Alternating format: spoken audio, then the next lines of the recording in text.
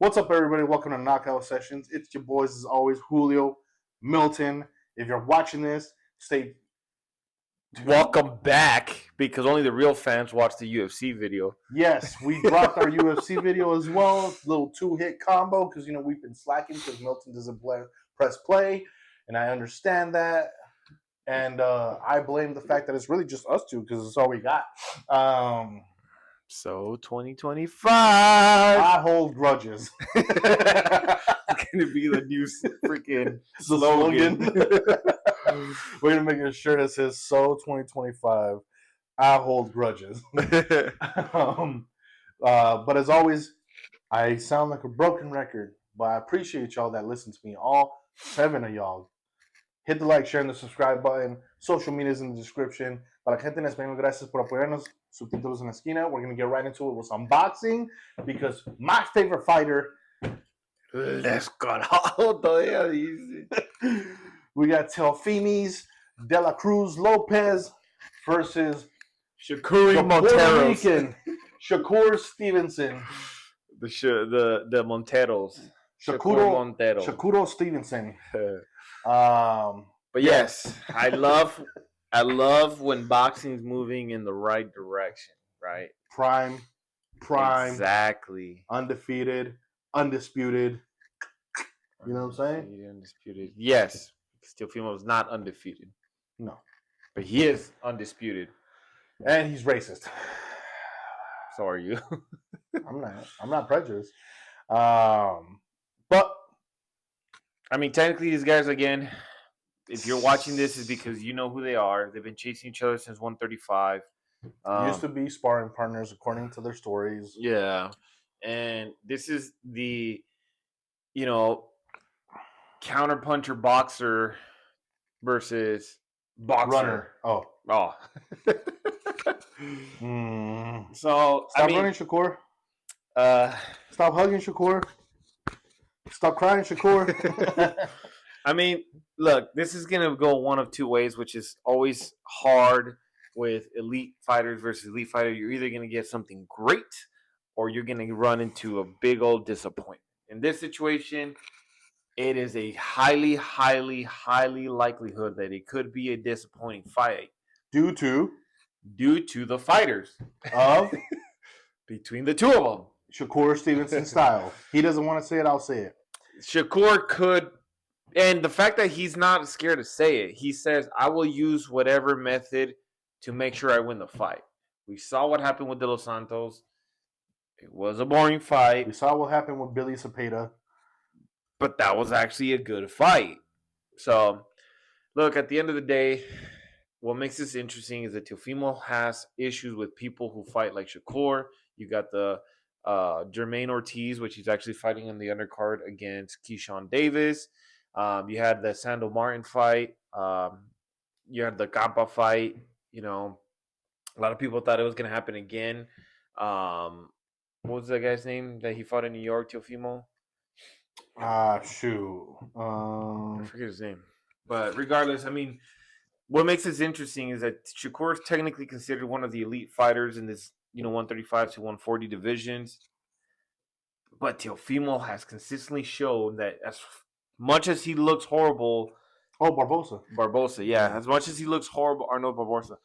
As much as he looks horrible, with B fighters, he always shows out what's considered to be A-plus fighters, right? So.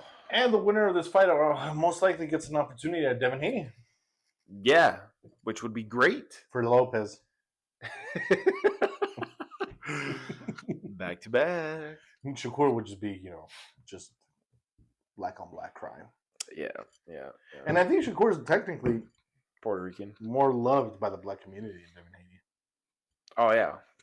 And I say this as a representative of y'all, okay? Don't mean that in any kind of way. I think even Teofimo is more loved by the black community than Devin Haney.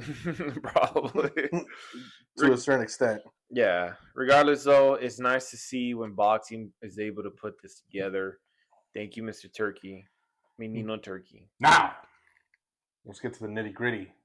Who wins and why? Teofimo, experience, and I think his power punching can slow Haney down.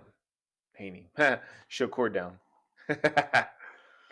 I think Teofimo should win due to the style that Shakur brings. Like he said, Teofimo has a history of kind of like bringing that style to a halt, if that makes sense. However, there is a possibility that maybe we get a lazy Teofimo. There's no such thing. Maybe he doesn't throw punches. There's no such thing. Undisciplined Teofimo, I can see, because we saw it in the Campa fight where Campa kept throwing the left hook and Teo would refuse to freaking adjust. So it's just either Shakur has to show that he's an elite boxer or Teofimo should win, because Teofimo is a great boxer. But Shakur's the more disciplined. That's what I'm saying. So Shakur would have to show how great he is, because I don't think he can easily just outmaneuver Teofimo as everybody thinks. Because Teofimo is a great boxer who knows how to counter at the same time. Good footwork. Yes. I think Teofimo, if he can corner Shakur, cut the ring off with his footwork, which is not going to happen. He's not going to corner. Not. He's got to cut the ring off, land his punches, and then recut the ring off, land his punches. He's got to change angles like Loma does. Yes, exactly. That's the only way he's going to stop Shakur from over moving around. Yeah. You got to basically out-hustle the hustler. Yes. You got to make Shakur think left when you're right when you're left. Yes. It's a pick'ems, but I'm gonna edge it 55-45. Teofimo, yeah. Because at the end of the day, you can honestly say that Shakur's highest, elite fighter was technically William Cepeda, which is not a bad name. Yeah, because besides that, like, I understand. I mean, Shakur's going through the Haney effect. Haney had a hard time getting someone to fight him, and then when he gets to fight, he cries about it. Hold the fuck up. Don't blame me. You don't blame me. Don't blame me. Mentally. Don't blame me. Mentally.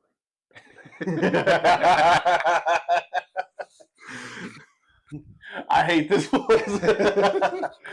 Oh, man. But another notable fight on the card, as he mentioned, is Keyline Davis versus Mr. Jermaine Cole. Yes. That Keyshawn Davis and Jermaine Ortiz fight is actually underrated. Underrated, because I really do feel like this is going to be a very good fight. Like, it's a good start to head into the main event, because not only do I think it can be a very competitive fight, or, again, Keyshawn really showing out that he actually is as great as he's seeming to be, right? But the winner technically should take on the winner of the main event. I say the loser. What the fuckity fucks? What do you mean? The names are too big for Keyshawn to take on the winner of that fight. Keyshawn is a legitimate person to take on the winner. Quick question, just to circle back. Circle with me. If Shakur loses, he can just go back down to 135. Yes. Only real ones will know this question. Do you think he'll cry like he did in the Olympics? No. I don't like to lose. No. But he should just go back down to 135. Or do you think Andre Ward will cry for him? No, Terrence Crawford. Terrence will cry for him? Terrence will cry for him. I can see that. Yeah. But yes, back to Keyline Davis. I don't think the winner of this fight should take on the winner of the main event. The winner of the main event should go on to Devin Haney. That's how life works. Keyline should take on Jermaine. Should take on the loser of this fight. That's how it properly works. I mean, you got options. Yes, you're right. You got options. You got options. Because regardless, Teofimo needs to decide. I mean, Shakur needs to decide if he's going to vacate 135. Because there's potentially the man who just beat Andy Cruz this weekend, Raymond Murataya, who said he's looking to move up to 140. Mm-hmm. You could potentially get Raymond in the whole mix, Why not? And you got 4 potential fights right there. There you go. So Yeah, we'll see. We'll see how this plays out. But I do see the Keyshawn Davis Jermaine Ortiz being a very underrated fight. I really hope it's not one of those fights, kind of like what happened between Teofimo and Jermaine. But interesting, very interesting. Another notable fighter on the card is Carlos Adames.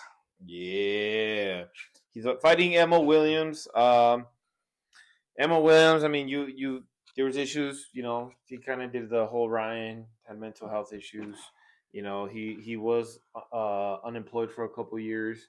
Carlos Dames, if I'm not mistaken, he had fought to Hamzat Shiraz. I think he lost to Hamzat Shiraz. And I believe this is his next fight ever since he lost. Correct me if I'm wrong. No, it is. Keep in mind, Adames was also in that same conversations along with Lara and Janibek for middleweight supremacy. Yeah. So I guess this is kind of a show me what you still got fight for Mr. Adames. And as far as Alma Williams, well, again, same thing for you. Show me what you got. Yeah. So this is a kind of like a title. I know it's for the WBC title, but this is kind of like a upper echelon of the division eliminator. Who's gonna hang around in that same tier with Lara, who's like fucking the fountain of youth? And because we all know damn well that motherfucker ain't no 40. He has to be in his fucking late 50s. Hey, sometimes these guys that are like from Cuba, like Yoel Romero or Lenny Lara, that old man that beat the fuck out of Rolly. Yeah, there's something in those Cuban waters where they're just like, you know what I'm saying, like fuck whatever they got going on with the missiles. Yeah, like they got something going on in the laboratories over there. Like shit. Yeah. So I still don't think Celia Cruz is dead. I mean, even if she were alive, my boy, she'd be up in age. Azúcar. So we'll see what Adames got. Another notable fighter. If you're a hardcore fan, Jerome Big Baby Miller. Yes. That's all I got to say about him. Yes. It's not much to say now. However, speaking of these Latin countries, we shift our focus up to Puerto Rico. Tell them who's fighting. Our boy Xander making his first title defense in his home state. Yeah. It's not even country. In his home state in Puerto Rico. It's one hell of a fucking day to choose to do a fight. Because not only are you competing with the likes of Teofimo and Shakur, but again, like we spoke earlier, you got the UFC event going on at the same time. Yep. I'm pretty sure a lot of the local folks there are probably going to show up, but this is 100% going to be the nobody watched this fight. Yeah, I mean, you would want eyes on Xander. You want the hype behind him. You want his name to be known. It just sucks that he chose it. Like I would have even said, like, do it on Friday. Why is it so wrong to do a Sunday fight? Look at Rayo Valenzuela. He's fighting on Sunday. There you go. You know what I'm saying? So, I think that's more of the promoter's fault. Oh, 100%. That's not so much on Xander. Someone truly said, I believe we can compete with these guys. When you have literally two top stars in your own sport fighting against each other, in a much more stacked card than yours is. Granted, again, you're a B-list fighter main eventing a card, so we don't expect your card to be more heavier than the two A-list fighters. Yep.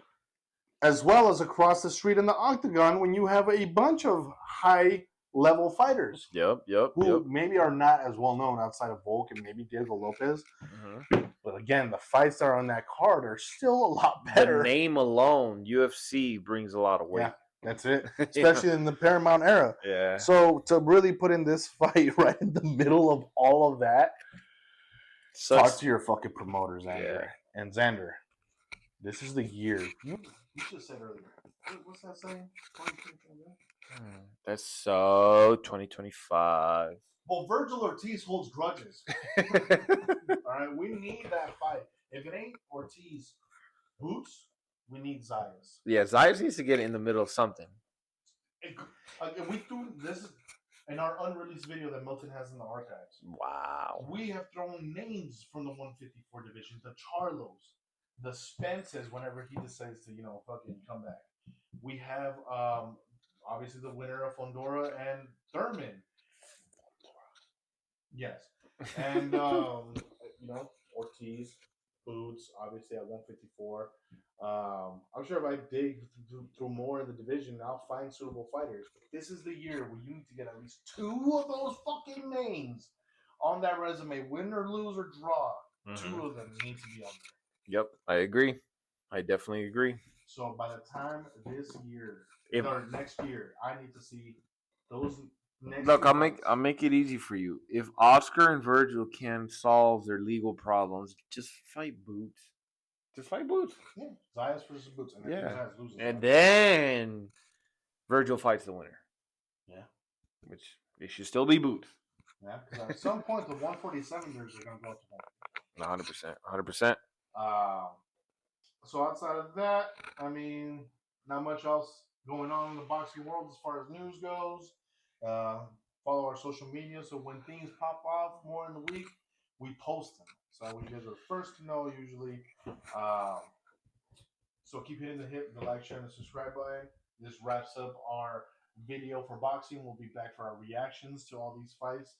I'm sure I'll have a reaction for Shakur Stevenson. Yes, of course we are. We will be live streaming both events. We will be having both events up at the same time. He will be starting off a little sooner than anticipated. But we're gonna start getting into that. So tell your mamas, tell your daddies, and tell your beaner uncles to start following us because I'm sure they'll all want to see our reactions and they'll probably hate for what we got to say. But until then, y'all, we appreciate it. Social media is in the description. Hit the showcase merch link as well to look at our showcase merch. A lot of good things going on there. Para gente nacional, gracias por su apoyo. Se lo agradecemos. Until next time, though, peace. Later, haters.